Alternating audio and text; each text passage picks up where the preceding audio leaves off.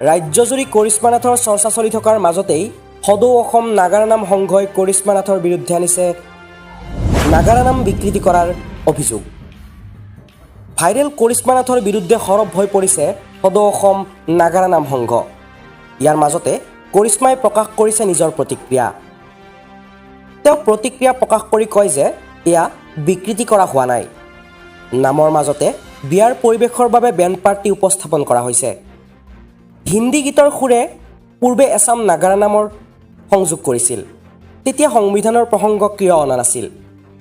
পূৰ্বৰ পাঠকসকলৰ বিৰুদ্ধে কি ব্যৱস্থা লৈছিল নাগাৰা নাম সংঘই? এনেদৰে নিজৰ মতামত প্ৰকাশ কৰিলে কৰিশ্মা নাথে। এই বিষয়ত বাৰু আপুনি কি ভাবে? আপুনি কৰিশ্মা নাথৰ সপক্ষে নে বিপক্ষে? কমেণ্ট কৰি জনাওক আপোনাৰ মন্তব্য।